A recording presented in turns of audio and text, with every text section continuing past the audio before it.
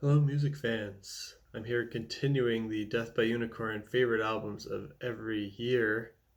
The year today is 1998, and my number one album of 1998 for the second year in a row. It's the same band from 1997 who won the album of the year. It's Symphony X is the band, and the album is Twilight in Olympus. This is their fourth album. They're a great progressive power metal band. They've got some neoclassical influence.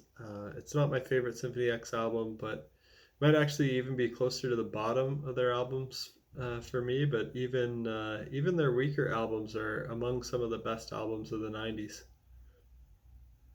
My number two is the self-titled album "System of a Down" from this from the band System of a Down. It's their first album, sometimes considered part of the new metal movement, along with the likes of Korn, Slipknot, Limp Bizkit, Linkin Park, and Deftones.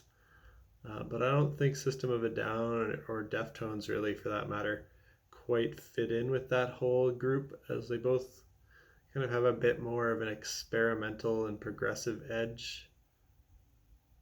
So I just call them alternative metal rather than new metal.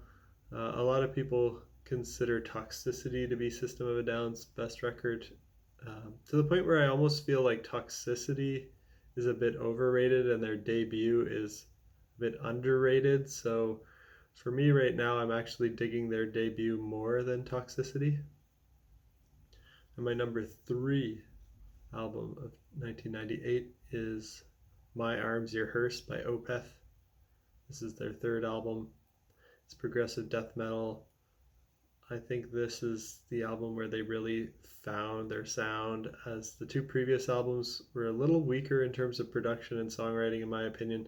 They had a bit more of this black metal edge, but now by My Arms Are Hearse, they really found their progressive death metal uh, signature sound. I'm going to give some honorable mentions. I've got a lot of honorable mentions today. I think I have 8. First one is Infinity by Devin Townsend. It's the third solo album by Devin Townsend.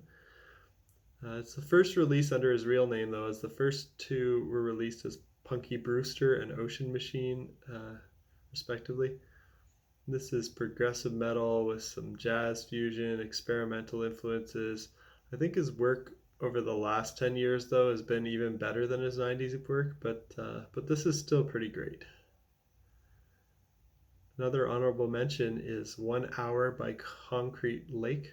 1 Hour by The Concrete Lake uh, by Pain of Salvation.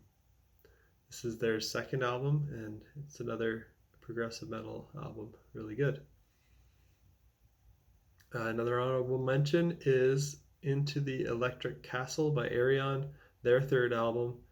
It's another one of their spacey progressive metal rock operas, like all of Ayreon's material. So you kind of know what you're in for if you're going to go listen to Ayreon. Okay, now for something kind of different. It's not really metal, it's more on the punk side. It's a lesser known Canadian band. The band is called Choke, and the album is Needless to Say. It's their third album. It's really awesome punk rock music. It's pretty fast and technical, so it's kind of almost progressive in a way. I can kind of see, I'm not usually a huge punk fan. I like some of it. But yeah, I'm more of like a progressive metal and rock kind of fan. But it's like punk meets prog in a way, because they've got lots of time signature changes and like really awesome kind of virtuosic fast playing, but it's in a punk kind of way. Okay, and the next one, how about Abandon by Deep Purple? It's their 16th album, solid hard rock. It occasionally borders on the heavy metal side, but it's still more of that like old school hard rock sound. And then the next one will be Chaosphere by Meshuggah. This is their third album. It's where they toned down the thrashier style of their first two albums and moved towards more of the technical, polyrhythmic, groovy, extreme, avant-garde progressive metal that they're known for today. Two more honorable mentions left. My second last one will be Sliver of a Sun by the band Is. This is the first album by this kind of lesser known American progressive rock band. It's a solid progressive rock album. It could have come straight out of the 70s. It's got that kind of classic progressive rock sound.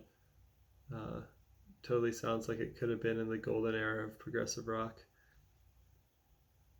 And my last honorable mention will be Before These Crowded Streets by Dave Matthews Band. It's their third album, alternative rock with some jazz fusion and progressive influences. And for me, this is the best Dave Matthews Band album from the 90s. And that's it for me for the year 1998. Hope you heard some good stuff to check out there, and let me know if there's other albums from 1998 that you think I should consider for this list. Till next time, we'll talk about 1999 in the next video. Peace out.